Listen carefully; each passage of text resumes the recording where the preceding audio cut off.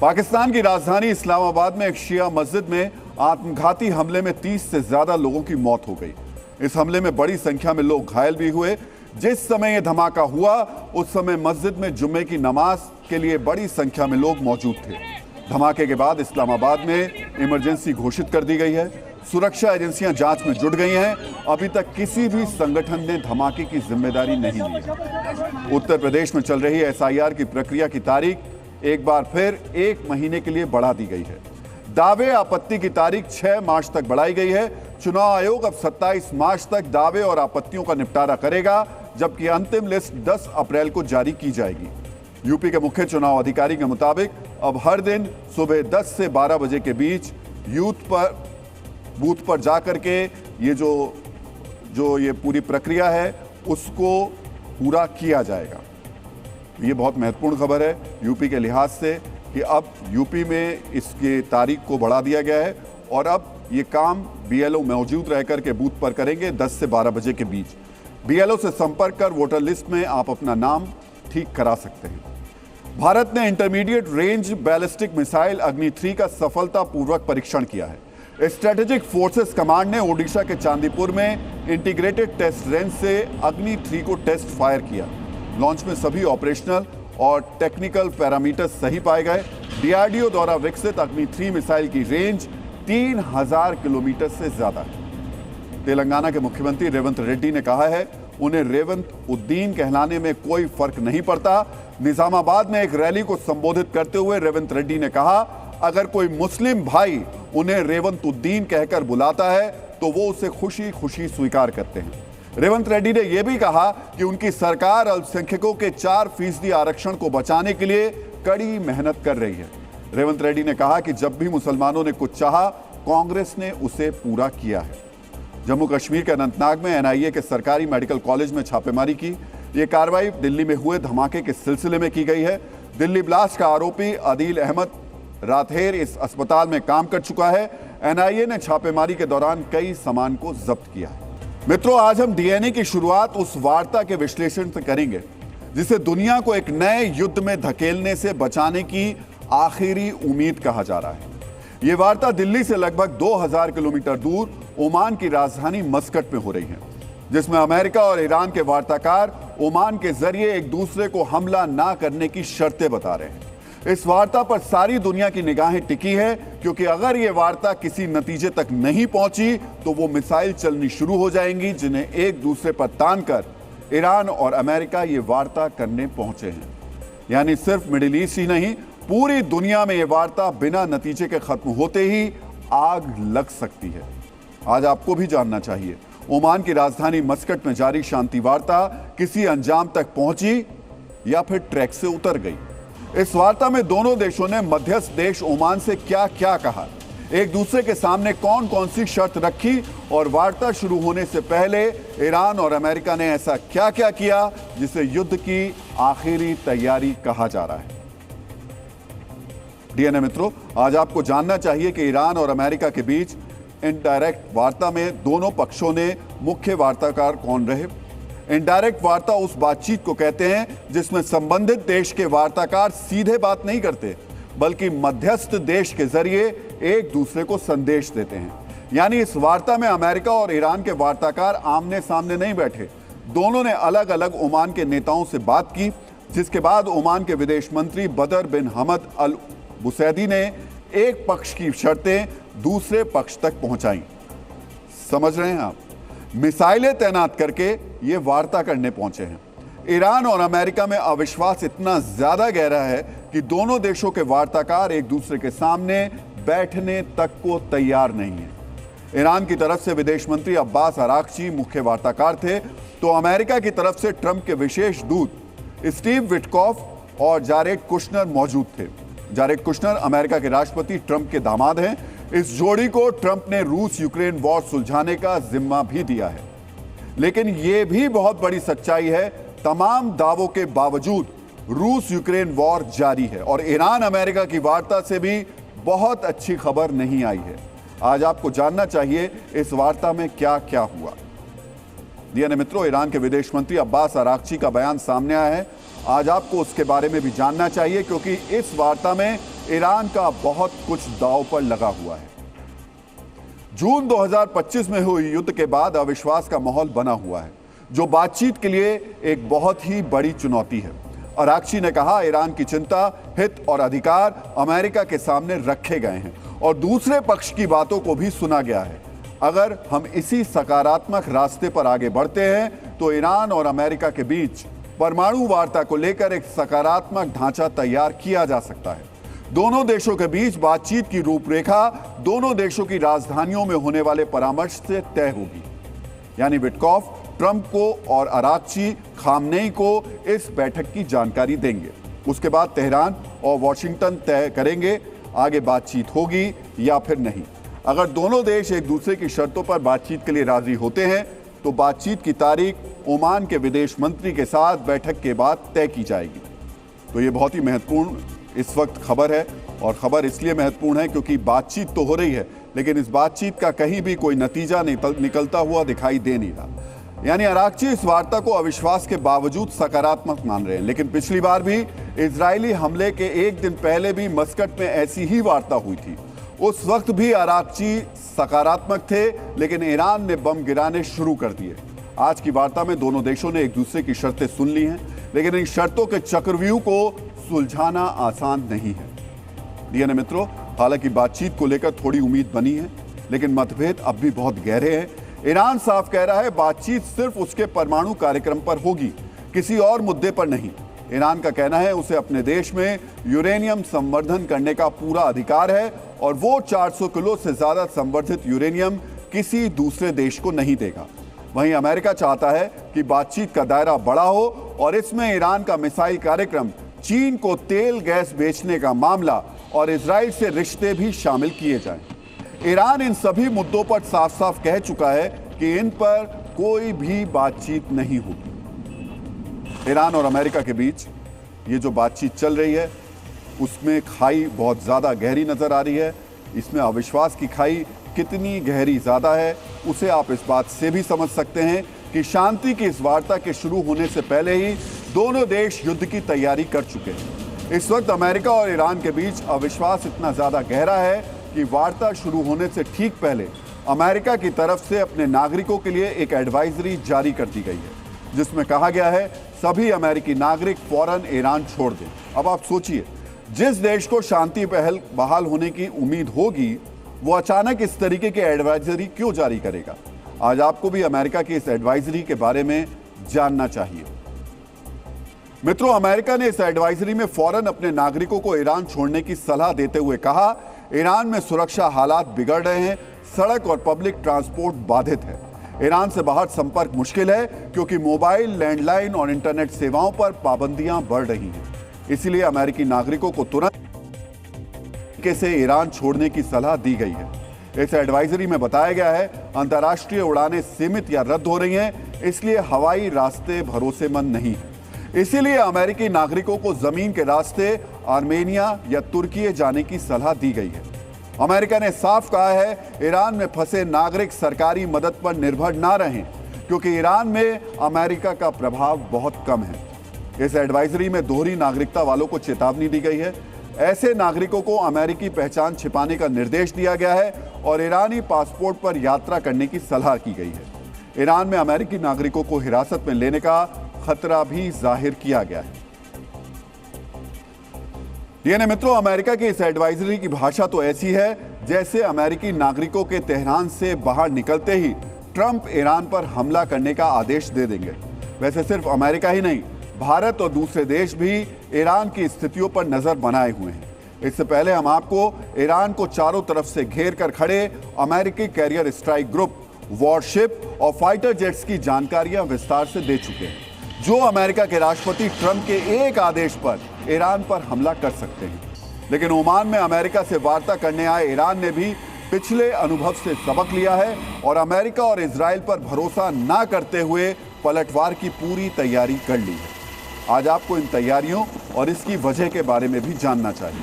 आपको ये भी समझना चाहिए आखिरकार ईरान और अमेरिका किन परिस्थितियों में एक दूसरे से वार्ता के लिए राजी हुए।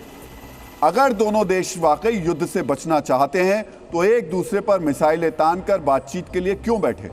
मित्रों, पिछली बार भी ईरान पर इजराइल के हमले से एक दिन पहले ओमान में शांति वार्ता हुई थी और अगले ही दिन इजराइल ने ईरान पर हमला कर दिया था।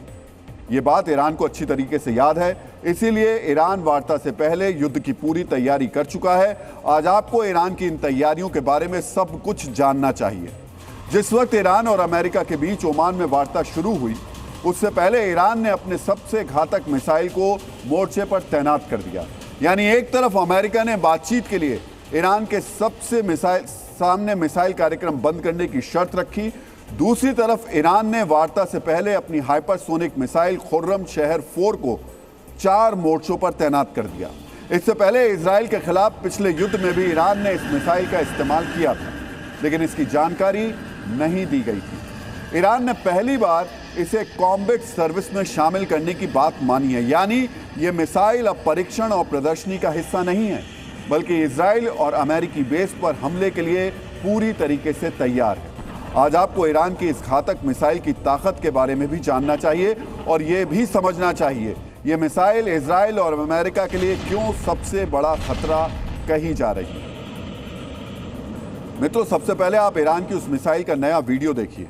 खुर्रम शहर 4 ईरान की सबसे शक्तिशाली MRBM यानी मीडियम रेंज बैलिस्टिक मिसाइल है, जिसकी ताकत, इसकी रेंज, इसकी रफ्तार, भारी वॉरहेड और रडार को चकमा देने की क्षमता है, जो इजराइल के साथ साथ मिडिल ईस्ट में मौजूद अमेरिका के सभी बेसों को सुरक्षा के लिए खतरा बन जाती है।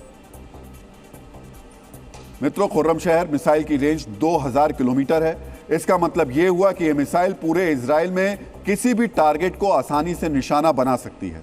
इसके अलावा मिडिल ईस्ट के अमेरिकी बेस में भी इसके निशाने पर आ सकते हैं। यह मिसाइल 1500 से 1800 किलोग्राम तक परमाणु या पारंपरिक विस्फोटक ले जाने में सक्षम है, यानी इस मिसाइल से बड़े सैन्य ठिकानों और एयरबेस को निशाना बनाया जा सकता है। इसके अलावा यह क्लस्टर बमों को लॉन्च करने का घातक हथियार है। इस मिसाइल की रफ्तार मैक 12 है, यानी ये आवाज की रफ्तार से 12 गुना तेज चलती है, लेकिन ईरान की कुछ मीडिया रिपोर्ट्स इसकी रफ्तार 17 मैक बताती हैं। खुर्रम शहर 4 वर्जन में एडवांस गाइडेड सिस्टम है, जो दुश्मन के एयर डिफेंस को जवाब देने का ज्यादा वक्त नहीं देता, यानी इसका वॉरहेड अंतिम सेकंड में दिशा या एंगल बदल सकता है।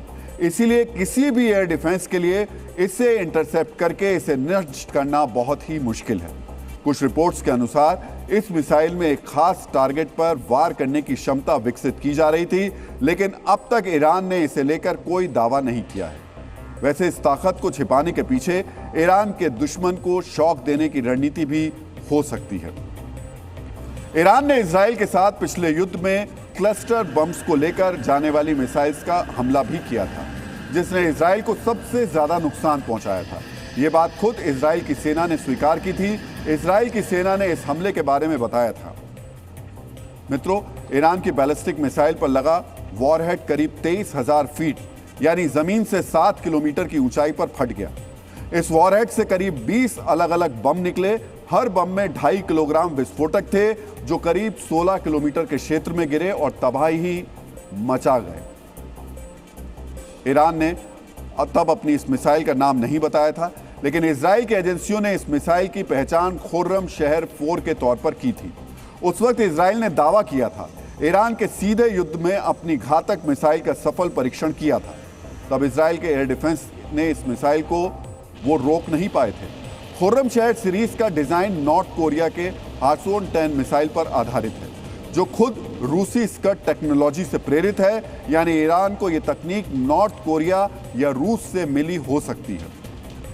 डीएनए मित्रों, हम ये जो आपको बता रहे हैं ये मिसाइल कितनी घातक है, इसने किस तरीके से पिछले युद्ध में भी स्थितियों को ईरान के पक्ष में किया था। हालांकि पिछली बार ईरान ने उसका नाम नहीं बताया था। तो ये मिसाइल अमेरिका जो है वो ईरान की न्यूक्लियर साइट, मिलिट्री बेस या घनी आबादी वाले इलाके पर हमला करता है तो ईरान के इस्लामिक रेवोल्यूशनरी गार्ड पहले से तैयार अंडरग्राउंड कमांड बंकर, वैकल्पिक कम्युनिकेशन नेटवर्क और मोबाइल मिसाइल यूनिट को एक्टिवेट कर देंगे, ताकि पहले हमले में सिस्टम ठप ना हो। इसके बाद ईरान दूसरे चरण में बैलिस्टिक मिसाइल, क्रूज मिसाइल्स और सैकड़ों सुसाइड ड्रोन से हमला करेगा, जिसका निशाना खाड़ी देशों में मौजूद यूएस बेस, एयरफील्ड और रडार स्टेशन होंगे। इतने बड़े हमले के जरिए ईरान अमेरिका के पैट्रियट और थार्ड डिफेंस सिस्टम को ओवरलोड कर देगा।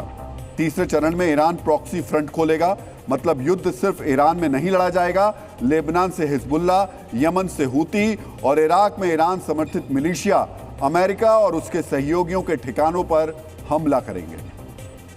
चौथे चरण में इजराइल और अमेरिका से सहयोगी देशों की power grid, oil terminal, transport, banking network और मिलिट्री कम्युनिकेशन को साइबर हमलों का निशाना बनाया जाएगा। इन साइबर हमलों का लक्ष्य बिना गोली चलाए अफरा तफरी मचाना है। पांचवें चरण में ईरान हॉर्मुज़ स्ट्रेट को हथियार बनाएगा। दुनिया का 20% तेल इसी रास्ते से गुजरता है। ईरान का प्लान इस रास्ते पर mines, fast attack boats, drone से अटैक करके शिपिंग में रुकावट डालना है, ताकि दुनिया से तेल का दाम बढ़ने पर युद्ध को रुकवाने की डील की जा सके। यानी वॉर शुरू होने की स्थिति में ईरान अमेरिका को थकाने की रणनीति पर काम करेगा। क्योंकि अमेरिका को हराना ईरान के लिए नामुमकिन है, इसलिए ईरान अमेरिका को हर मोर्चे पर थकाकर पीछे हटने पर मजबूर करेगा। क्योंकि अमेरिका भी घरेलू दबाव की वजह से महीनों तक महंगा ऑपरेशन नहीं चलाना चाहेगा। राष्ट्रपति ट्रंप के ऊपर अमेरिका में चुनाव का दबाव भी है। आप सोचिए, ओमान में शांति की वार्ता से पहले दोनों देशों ने युद्ध की कितनी तैयारी करके रखी है। अमेरिका ने हमले की और ईरान ने महीनों तक युद्ध जारी रखने की योजना बना ली है। यानी दोनों देशों को खुद इस बात का भरोसा नहीं है कि ये शांति वार्ता कामयाब होगी। डीएनए मित्रों, ईरान को लेकर ट्रंप क्या फैसला लेंगे ये फिलहाल साफ नहीं है और सुबह शाम ट्रंप की चरण वंदना करने वाला पाकिस्तान किस दिशा में जा रहा है ये भी आज तक साफ नहीं हो पाया है। इस विश्लेषण की शुरुआत हम दो तस्वीरों से करना चाहते हैं। पहली तस्वीर पाकिस्तान के कठपुतली पीएम शहबाज शरीफ की है, जिसमें एक बार फिर कश्मीर पर जहर उगला है, और दूसरी तस्वीर है पाकिस्तान की राजधानी इस्लामाबाद की, जहां मजहबी नफरत ने इबादतगाह यानी मस्जिद को तबाह कर दिया है। मित्रों, पाकिस्तान के हुक्मरान सालों से कश्मीर दिवस के मौके पर ऐसे ही बयान देते नजर आए हैं, लेकिन हैरान करने की बात यह है कि ऑपरेशन सिंदूर के बाद भी पाकिस्तान ने कश्मीर का राग अलापना छोड़ा नहीं है। पाकिस्तान के फील्ड मार्शल आसिम मुनीर की इसी फितरत से भारत भी वाकिफ है। यही वजह है कि भारत ने हर मौके पर कहा है ऑपरेशन सिंदूर जारी है। मित्रों, पाकिस्तान के इरादों की तासीर आपने समझ ली। अब हम आपको पाकिस्तान से आई एक तस्वीर दिखाना चाहते हैं। खून से सनी ये तस्वीर पाकिस्तान की राजधानी इस्लामाबाद की है। इस्लामाबाद के तल्लई कला इलाके में एक मस्जिद के अंदर धमाका हो गया। धमाका उस वक्त हुआ जब मस्जिद में नमाज पढ़ी जा रही थी। अब तक मिली जानकारी के मुताबिक इस धमाके में 30 से ज़्यादा लोगों की मौत हो चुकी है और तकरीबन 22 लोग गंभीर रूप से घायल हो गए हैं। हम आपको बता दें, तल्लई कला की इस मस्जिद में शिया समुदाय से ताल्लुक़ रखने वाले लोग आते हैं। इसी वजह से शक जाहिर किया जा रहा है कि इस धमाके के पीछे इस्लामिक स्टेट खुरासान प्रोविंस का हाथ हो सकता है। पाकिस्तान में इस्लामिक स्टेट का प्रभाव किस तरह बढ़ रहा है, अब हम आपको इससे जुड़ी अहम जानकारी देने जा रहे हैं। डीएनए मित्रों, इस्लामिक स्टेट खुरासान प्रोविंस साल 2016 से पाकिस्तान में एक्टिव रहा है। इस्लामिक स्टेट ने पहले खैबर पख्तूनवा में शिया समुदाय पर हमले किए थे, फिर गिलगित बल्टिस्तान में शिया समुदाय को निशाना बनाया गया और अब इस्लामिक स्टेट का आतंक इस्लामाबाद तक पहुंच गया है। पिछले 10 साल में इस्लामिक स्टेट के हमलों में शिया समुदाय से जुड़े 550 से ज्यादा लोग मारे जा चुके हैं। अधिकतर हमलों में फिदायीन आतंकवादियों का इस्तेमाल किया गया है और टारगेट शिया समुदाय की मस्जिदें ही रही हैं। मित्रों, इस्लामाबाद में भी सुसाइड ब्लास्ट ही हुआ था और टारगेट शिया मस्जिद ही थी। इसी वजह से शक जाहिर किया जा रहा है कि इस्लामाबाद ब्लास्ट के पीछे भी इस्लामिक स्टेट खुरासान प्रोविंस ही है। अब सवाल ये उठता है कि इस्लामिक स्टेट खुरासान प्रोविंस की इतनी जरूरत कैसे हो गई कि उसने सीधे पाकिस्तान की राजधानी को ही निशाना बना दिया। इस जरूरत की वजह है वो मेहरबानी जो पाकिस्तान के फील्ड मार्शल आसिम मुनीर ने इस आतंकी संगठन पर की है। मित्रों, मुनीर का इस्लामिक स्टेट वाला प्लान भी अब आपको बहुत ही ध्यान से देखना चाहिए। साल 2025 में अक्टूबर के महीने में पाकिस्तानी खुफिया एजेंसी ISI ने इस्लामिक स्टेट और हाफिज सईद के लश्कर तोयबा का गठबंधन कराया था। इस मीटिंग में इस्लामिक स्टेट का कमांडर मीर शफीक और लश्कर का कमांडर राणा मोहम्मद शामिल था। इस गठजोड़ के बाद यह तय किया गया था कि बलोचिस्तान में इस्लामिक स्टेट अब बलोच बागियों पर हमला करेगा और लश्कर पूरी तरह कश्मीर में आतंक फैलाने पर फोकस करेगा। मित्रों, इस्लामिक स्टेट को छत्रछाया देकर मुनीर ने मानो बंदर के हाथ में उस्तरा दे दिया। पाकिस्तानी फौज की सरपरस्ती हासिल होने के बाद इस्लामिक स्टेट बेकाबू हो गया और वो अपने ओरिजिनल एजेंडा यानी शिया और गैर मुस्लिमों को निशाना बनाने के लिए आगे बढ़ने लगा। मित्रों, आपको याद होगा कुछ साल पहले तक पाकिस्तान के लिए कहा जाता था कि खाने को रोटी नहीं है और चले हैं कश्मीर पर कब्जा करने। आज ये कहावत थोड़ी सी बदल गई है। अब कहा जाने लगा है कि पाकिस्तान में गटर के ढक्कन बचाना मुश्किल हो गया है और चले हैं कश्मीर कब्जाने। दुनिया ईरान और अमेरिका के तनाव, रूस और यूक्रेन के युद्ध जैसे मुद्दों पर चिंता और मंथन कर रही है। दूसरी तरफ पाकिस्तान में प्रांतीय सरकारें गटर के ढक्कनों की सुरक्षा को लेकर फिक्र जाहिर कर रही हैं। पाकिस्तान एक बहुत ही अजब देश है जहां अजीबोगरीब वारदातें होती रहती हैं। पाकिस्तान में गटर का ढक्कन क्यों मुद्दा बना हुआ है, यह समझने के लिए आपको कुछ आंकड़े बहुत ही ध्यान से देखने चाहिए। पिछले साल यानी 2025 में पूरे पाकिस्तान में 1,04,000 गटर के ढक्कन चोरी हो गए। सबसे ज्यादा ढक्कन कराची में चोरी किए गए। कराची में एक साल के अंदर 88,000 ढक्कन चोरी हुए। कराची के बाद लाहौर का नंबर है जहां 10,000 ढक्कन चोरी हुए। तीसरा नंबर है पेशावर जहां 4400 ढक्कन चोरी हुए और चौथे नंबर पर है राजधानी इस्लामाबाद जहां एक साल में 1600 गटर के ढक्कन चोरी कर लिए गए। खैर, इस्लामाबाद में सबसे बड़े चोर यानी पाकिस्तान के हुक्मरान बैठते हैं। शायद इसी वजह से छोटे चोरों ने इस्लामाबाद में बड़ी वारदातें नहीं की, लेकिन गटर के ढक्कन कंगाल पाकिस्तान को बड़ी चोट पहुंचा रहे हैं। इन गटर के ढक्कनों को रिप्लेस करने के लिए पाकिस्तान की सरकार को पिछले साल 250 करोड़ रुपए खर्च करने पड़े थे। यानी कंगाली में आटा गीला हो गया। तो अगर अगली बार सोशल मीडिया पर कोई पाकिस्तानी आपको भला बुरा कहे तो उसे ऑपरेशन सिंदूर के साथ साथ चोरी किए गए गटर के ढक्कन याद जरूर दिला दीजिएगा ताकि उसे सनद रहे वो पाकिस्तान में रहता है। अब हम जिस खबर का विश्लेषण करने वाले हैं उसमें आम आदमी की विवशता है, उनकी संवेदनहीनता है, लापरवाही की पराकाष्ठा है, व्यवस्था की निर्मम लापरवाही में अपने प्रिय पुत्र को खो देने वाले माता पिता के बेबस आंसू हैं। आज आप बहुत गंभीरता से इस विश्लेषण को सुनिए और समझिए, क्योंकि इसमें आपकी हमारी सामूहिक त्रासदी दर्ज है। हमारा यह विश्लेषण आपको भावुक कर सकता है, आक्रोशित कर सकता है, आपको सोचने पर मजबूर कर सकता है कि क्या इस सिस्टम में एक आदमी की जिंदगी की कोई अहमियत नहीं है। हम आपसे आग्रह करेंगे कि अपने जज्बात को, अपनी भावनाओं को नियंत्रण में रखिएगा और बहुत गंभीर होकर देखिएगा और सुनिएगा जो अब हम आपको बताने जा रहे हैं। दिल्ली के जनकपुरी में 25 साल के कमल की एक हादसे में मौत हो गई। सरकारी शब्दावली में 25 साल के नौजवान की मृत्यु एक दुर्घटना में हुई, यही दर्ज किया गया है। लेकिन यह दुर्घटना में हुई मौत नहीं है, हत्या है। हम इसे हत्या क्यों कह रहे हैं आपको विस्तार से बताएंगे, लेकिन पहले सुनिए कि आखिर जनकपुरी में हुआ क्या था। घटना अब से करीब 22 घंटे पहले की है। 25 साल का कमल रोहिणी में अपने ऑफिस से अपने घर कैलाशपुरी जाने के लिए निकला था। रात करीब 11:30 के आसपास उसने घर पर फोन किया, कहा जनकपुरी डिस्ट्रिक्ट सेंटर पर हूं, घर पहुंच रहा हूं।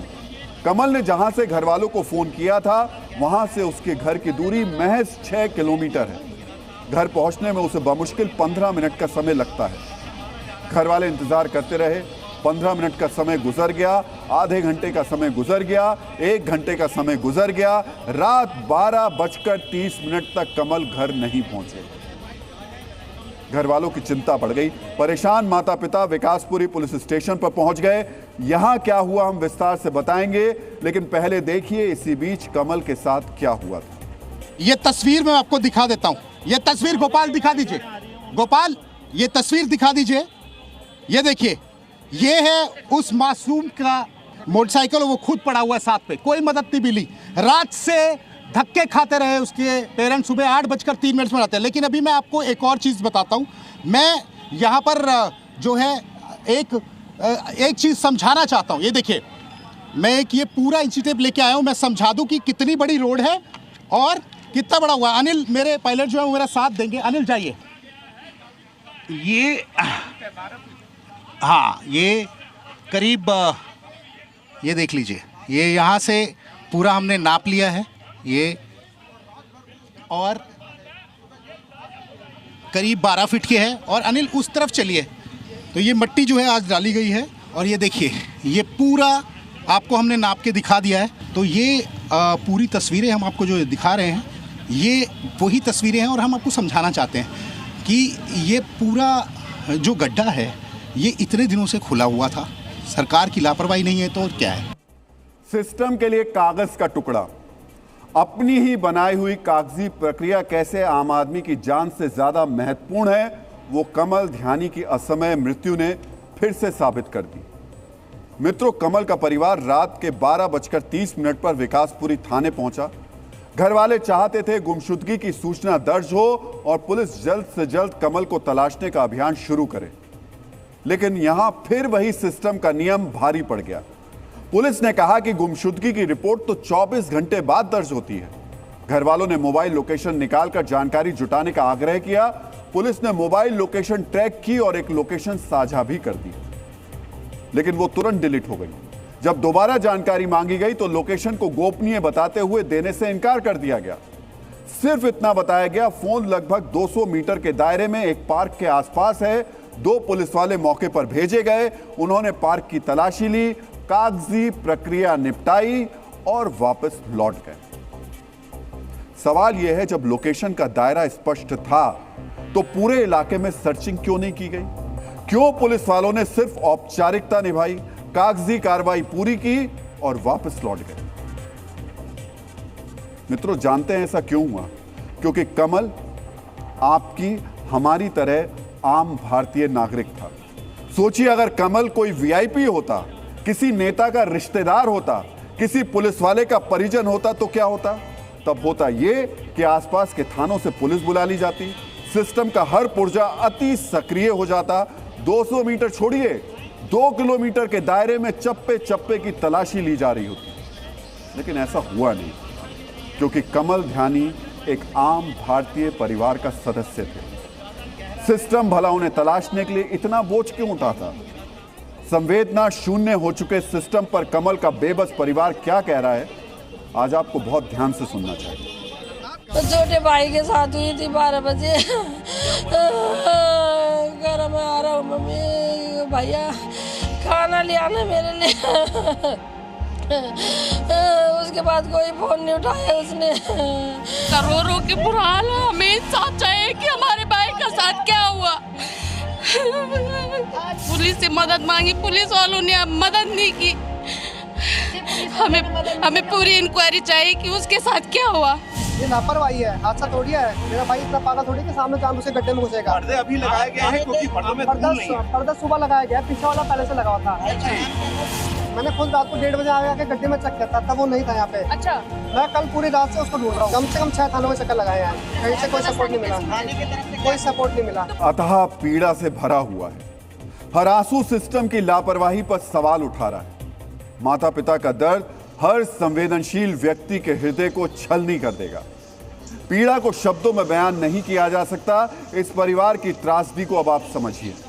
25 साल के इस बेटे की मृत्यु उस दिन हुई जिस दिन उनके माता पिता की विवाह की वर्षगांठ थी। सोचिए, क्या कोई शब्द, कोई सांत्वना, कोई मुआवजा इस पीड़ा की पूर्ति कर सकता है, इस दर्द को बयान कर सकता है? बिल्कुल नहीं कर सकता। लेकिन मशीन बन चुके सिस्टम को इससे कोई फर्क नहीं पड़ता। रात 12:30 से लेकर सुबह 8:03 तक कमल का परिवार विकासपुरी, जनकपुरी, सागरपुर, रोहिणी थाने में चक्कर लगाता रहा। पुलिस वालों से मिन्नत फरियाद करता रहा कि हमारे बच्चे को बचा लो। और पुलिस ने क्या किया? किसी ने कहा यह हमारे थाने का मामला नहीं है, किसी ने कमल की फोटो ले ली, उसे पुलिस के ग्रुप व्हाट्सएप पर फॉरवर्ड कर दिया और अपने कर्तव्य की इतिश्री कर ली। परिवार के लोग, कमल के दोस्त रात भर उन्हें तलाशते रहे। पुलिस ने जो 200 मीटर का दायरा बताया था वहां चक्कर लगाते रहे, लेकिन उनके पास वो संसाधन, उपकरण नहीं थे जिससे रात के अंधेरे में कमल को तलाश पाते। सुबह 8:03 पर एक आदमी ने पीसीआर को कॉल कर गड्ढे में बाइक और एक आदमी के गिरे होने की जानकारी दी। पुलिस टीम महज 3 मिनट पर मौके पर पहुंच गई। फायर विभाग को बुलाया गया। सुबह 8:30 पर कमल का शव गड्ढे से बाहर निकाला गया। पुलिस इस पर क्या कह रही है हम आपको बताएंगे, लेकिन पहले आप कमल के दोस्त को सुनिए, वो गंभीर सवाल उठा रहा है। हमें सूचना मिली सर, सुबह हमें 7 बजे, हम रात को 12 बजे से लेके सुबह 7 बजे तक हम यहाँ पे ढूंढ रहे थे, उसको नहीं मिला। सुबह हम 7 बजे घर गए, घर जाते ही मुझे समझ नहीं आया, रातों रात इनसे कुछ नहीं हुआ। सुबह आधे घंटे में सब कुछ हो गया, लड़का मिल भी गया, बाइक भी मिल गई, फोन भी मिल गया, लड़का इन्होंने गड्ढे से निकाल भी लिया, कट्टे में पैक कर दिया, लड़का भेज भी दिया गाड़ी में। यहाँ पे इन्होंने नाम भी लिख दिया लड़के का, सब कुछ लिख दिया, फोटोग्राफर बुला लिया, फोटो खींच ली, उसके बाद उन्होंने ये सील पैक कर लिया, दिल्ली पुलिस का ये लगा लिया। अबे इतना कुछ नहीं करते, रात को सिर्फ 1 घंटा देते, हमारे को हमारा लड़का बच मिल जाता। क्या जिम्मेवारी तो इन लोगों की है ना, दिल्ली जल बोर्ड के जेई की है, एई की है, ठेकेदार की है। वो लोग आगे नहीं देखते, यहाँ पे हमने कभी खड़े हुए ही नहीं देखे एई जेई को कि भी आगे देख रहे हो कि भी ये काम कैसा चल रहा है, यहाँ सीक्रेसी बरते, कोई नहीं बरते, ना कोई ट्रैफिक पुलिस का कोई खास इंतजाम है। दो सवाल उठा रहे हैं, ये सवाल कमल की मौत को संदिग्ध बना रहे हैं।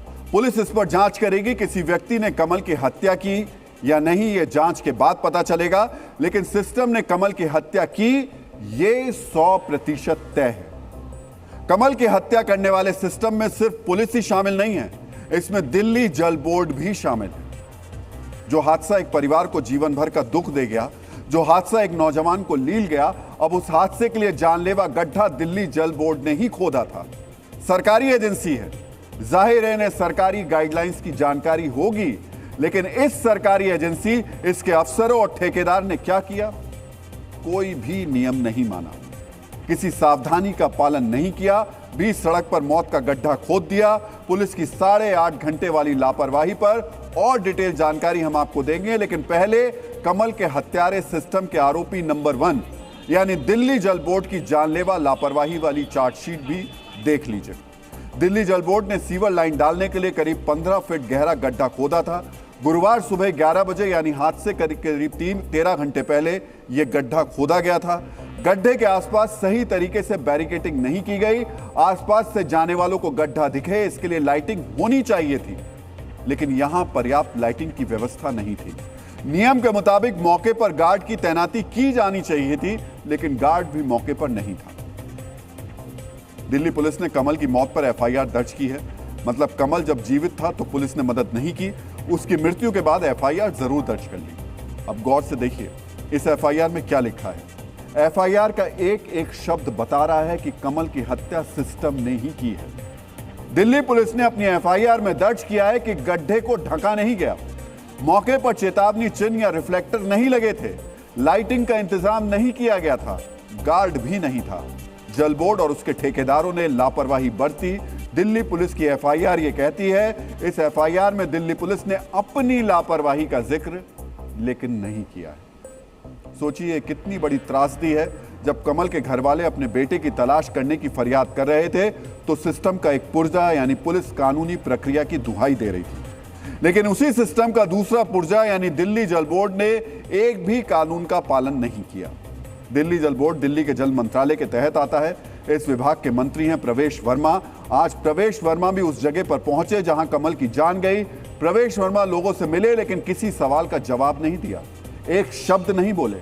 औपचारिकता निभाने के लिए इतना भी नहीं कहा कि दोषियों पर कार्रवाई होगी, इतना कह सकते थे कि जांच होगी, chief engineer, junior engineer, assistant engineer पर कार्रवाई होगी, लेकिन कुछ नहीं बोले, चुपचाप चले गए।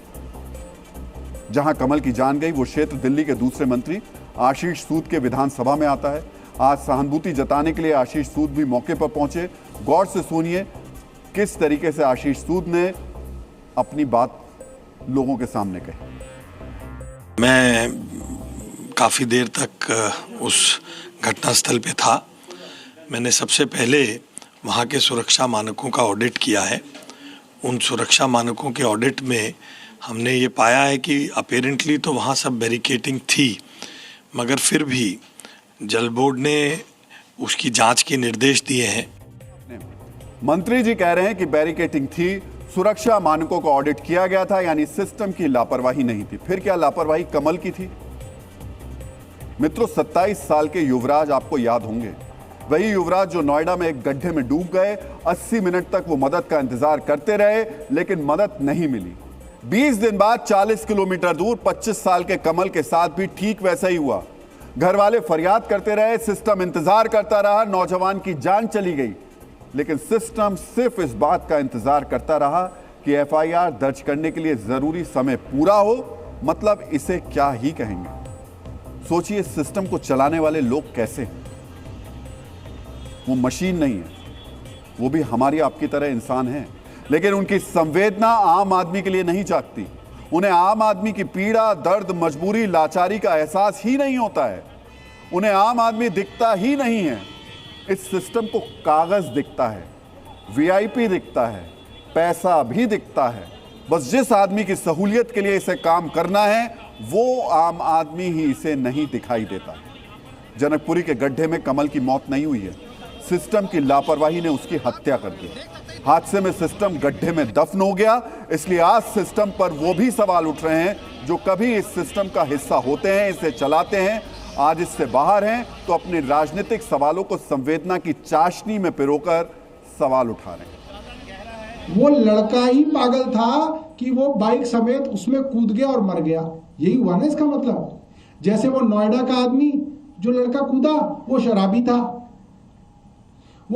था, शराब पी रखी थी, इसलिए वो कार समेत गड्ढे में कूद गया, इसलिए वहां प्रशासन की कोई जिम्मेवारी नहीं थी। ये लड़का भी बाइक समेत खुद ही कूद गया, सब बैरिकेडिंग हटा के उसने बोला नहीं मुझे कूदना है, वो खुद कूद गया उसके अंदर। बेशर्मी, इतना जलील कोई मंत्री हो सकता है? ये राजनीतिक सवाल पूछे जाते रहेंगे। पता है अब क्या होगा? जांच होगी, रिपोर्ट आएगी, कुछ छोटे दर्जे के कर्मचारियों को दोषी भी ठहरा दिया जाएगा, निलंबन जैसी कार्रवाई भी होगी, सस्पेंड कर दिया जाएगा, हो सकता है ठेकेदार पर जुर्माना भी लगा दिया जाए, पीड़ित परिवार के लिए मुआवजे का ऐलान हो सकता है। 2-4 दिन बाद यह हादसा एक फाइल की शक्ल में बदल जाएगा, उसमें पन्ने बढ़ते जाएंगे, परिवार के आंसू नहीं सूखेंगे, लेकिन एक दिन सिस्टम की फाइल बंद हो जाएगी। फिर यह फाइल तब खुलेगी जब कोई दूसरा कमल सिस्टम की लापरवाही में अपनी जान गंवा देगा, सिस्टम की लापरवाही उसकी हत्या कर देगी। ये पहली बार नहीं हुआ है और ना ही ये आखिरी बार हुआ है। 17 जनवरी को सिस्टम की लापरवाही से नोएडा में युवराज की जान गई, 6 फरवरी को कमल की जान गई, चंद दिन बाद फिर से ऐसी खबर आ सकती है। मित्रों, पहली बार नहीं हुआ कि गड्ढे में गिरकर किसी आम आदमी की जान गई है। हम आपको जानलेवा गड्ढों पर एक छोटी सी जानकारी शेयर करना चाहते हैं। 2023 में देश भर में गड्ढों की वजह से, थोड़ा ध्यान से सुनिएगा, देश भर में गड्ढों की वजह से 5,900 हादसे हुए, यानी हर रोज 16 हादसे गड्ढों की वजह से होते हैं। इन हादसों में 2,161 लोगों की जान गई। सोचिए, गड्ढों में गिरकर 2,161 लोगों की जान गई, यानी रोजाना 6 लोगों की जान सिस्टम के खोदे गए गड्ढों ने ले ली। ये गड्ढे सिर्फ जान नहीं ले रहे हैं, देश को आर्थिक नुकसान भी पहुंचा रहे हैं। आपको जानकर आश्चर्य होगा कि सालाना करीब 30,000 करोड़ का नुकसान इन गड्ढों की वजह से हो रहा है। मित्रों, जिसे हम सिस्टम कहते हैं ना, उसका सच यही है। यह सिस्टम कदम कदम पर आम आदमी की परेशानी बढ़ाने के लिए गड्ढा खोदता है। आम आदमी के लिए उसकी संवेदनाएं मर चुकी हैं। किसी वीआईपी को छोटी सी चोट लग जाए, सिस्टम अचानक जागृत हो जाता है। किसी अफसर का आदेश आ जाए, सिस्टम अचानक एक्टिव हो जाता है। लेकिन आम आदमी इस सिस्टम के लिए अस्तित्व ही नहीं रखता। इसलिए बहुत जरूरी है कि सिस्टम को जिम्मेदार बनाया जाए, उसे बताया जाए कि कानूनी प्रक्रिया नहीं, आम आदमी की जान महत्वपूर्ण है। डीएनए मित्रों, अब हम उस फिल्म पर योगी स्ट्राइक का विश्लेषण करने जा रहे हैं जो मनोरंजन के नाम पर जाति का जहर फैलाने की कोशिश में लगी है। डीएनए में 2 दिन पहले हमने आपको नेटफ्लिक्स पर आने वाली फिल्म घूसखोर पंडित के बारे में बताया था। यह भी बताया था कि कैसे इस फिल्म के जरिए क्रिएटिविटी की आड़ में जातीय नफरत का प्रदर्शन किया जा रहा है। हमारे इस विश्लेषण के बाद देश के कई राज्यों में फिल्म के खिलाफ प्रदर्शन शुरू हो गए। अब उत्तर प्रदेश में इस फिल्म के खिलाफ एफआईआर भी दर्ज की गई। डीएनए मित्रों, यूपी के मुख्यमंत्री योगी आदित्यनाथ के निर्देश पर लखनऊ के हजरतगंज थाने में घूसखोर पंडित के डायरेक्टर और उनकी टीम के खिलाफ एफआईआर दर्ज कर ली गई। मुख्यमंत्री के निर्देश पर हजरतगंज पुलिस ने खुद संज्ञान लेकर केस दर्ज किया और जांच भी शुरू कर दी। एफआईआर के मुताबिक फिल्म का टाइटल एक विशेष जाति को निशाना बनाकर उनको अपमानित करने के उद्देश्य से रखा गया है। एफआईआर में यह भी कहा गया है कि इस फिल्म के माध्यम से समाज में मनमुटाव फैलाने, शांति व्यवस्था भंग करने और सौहार्द बिगाड़ने की कोशिशें की जा रही हैं। डीएनए मित्रों, वैसे तो इस फिल्म का कई राज्यों में विरोध हो रहा है, लोगों ने फिल्म के खिलाफ कोर्ट पर रुख भी कर लिया है, लेकिन उत्तर प्रदेश में मामला अलग है। यहां मुख्यमंत्री के निर्देश पर पुलिस ने खुद संज्ञान लेते हुए केस दर्ज किया। इससे पता चलता है कि यूपी में किसी भी जाति या समुदाय की भावना को आहत करना बर्दाश्त नहीं है। सामाजिक सौहार्द और शांति व्यवस्था के साथ खिलवाड़ करने वाले तत्वों के विरुद्ध जीरो टॉलरेंस की नीति के तहत कठोरतम कार्रवाई की जाएगी। ब्राह्मणों को बदनाम करने के किसी भी प्रयास को स्वीकार नहीं किया जाएगा। सरकार की तरफ से ये बात रखी जा रही है। मनोरंजन के नाम पर या अभिव्यक्ति की आजादी के नाम पर जातिवादी फिल्मों को बढ़ावा देने की कोशिश कामयाब नहीं हुई। आज जब फिल्म का विरोध तेज हुआ, फिल्म के खिलाफ केस दर्ज किया गया, तब जाकर नेटफ्लिक्स इंडिया ने फिल्म का टीजर और उससे जुड़ा सभी promotional content social media accounts और यूट्यूब से हटा लिया। साथ ही फिल्म बनाने वालों और फिल्म में काम करने वाले अभिनेता को भी सफाई देनी पड़ी। आपको उनका पक्ष भी सुनना चाहिए। फिल्म के लेखक और निर्माता नीरज पांडे के मुताबिक ये फिल्म एक काल्पनिक पुलिस ड्रामा है और इसमें पंडित शब्द का इस्तेमाल सिर्फ एक काल्पनिक किरदार के लिए आम बोलचाल के नाम के तौर पर किया गया है। इस कहानी का फोकस एक व्यक्ति के काम और उसके फैसलों पर है। इसका किसी भी जाति, धर्म या समुदाय से कोई संबंध नहीं है और ना ही ये किसी का प्रतिनिधित्व करती है। इसी तरह फिल्म में मुख्य किरदार निभाने वाले अभिनेता मनोज वाजपेयी की सफाई आई है। मनोज वाजपेयी ने भी इसी तरीके की सफाई दी है। उनका इरादा किसी की भावना को ठेस पहुंचाना नहीं था, लेकिन दोनों की सफाई में यह कहीं भी नहीं बताया गया कि आखिर घूसखोर के आगे पंडित लिखने की जरूरत क्या है। जब पंडित शब्द को एक जाति से जोड़ा जाता है तो फिर वो ये कैसे कह सकते हैं कि इस फिल्म का किसी भी जाति, धर्म या समुदाय से संबंध नहीं है। क्या क्रिएटिविटी के नाम पर किसी जाति या समुदाय की भावनाओं को ठेस पहुंचाई जा सकती है? क्या क्रिएटिव फ्रीडम के नाम पर किसी जाति पर हमला करना जरूरी है? नीरज पांडे ने बिना किसी जाति को निशाना बनाए पहले भी हिट फिल्में दी हैं। उनकी फिल्मों की दर्शक तारीफ करते हैं, फिर इस बार जाति का जिक्र करने की आखिर क्या मजबूरी थी? डीएनए मित्रों, ब्राह्मण संगठन और साधु संत तो फिल्म से नाराज हैं ही। आज बीएसपी प्रमुख मायावती ने भी इसका विरोध किया। मायावती ने इसे जाति सूचक फिल्म बताते हुए केंद्र सरकार से इस पर तुरंत प्रतिबंध लगाने की मांग की। साथ ही उन्होंने लखनऊ पुलिस की तरफ से दर्ज की गई एफआईआर को भी सही बताया है। यानी क्रिएटिव फ्रीडम वाली दलील से ज्यादातर लोग असहमत हैं। उम्मीद की जानी चाहिए कि योगी फोर्स की कार्रवाई और देशव्यापी विरोध के बाद नेटफ्लिक्स इस फिल्म को जाति के बंधन से दूर कर पूरी तरह लोगों के मनोरंजन के लिए पेश करेगी। डीएनए मित्रों, पंडित के नाम पर जहर सिर्फ फिल्में नहीं फैला रही हैं, सिनेमा से अलग असली जिंदगी में भी ये जहर उगला जा रहा है। लखनऊ से करीब 40 किलोमीटर दूर देवा शरीफ दरगाह में एक युवक के साथ मारपीट की गई, उसका अपमान किया गया, उसके तिलक को जबरन धुलवा दिया गया।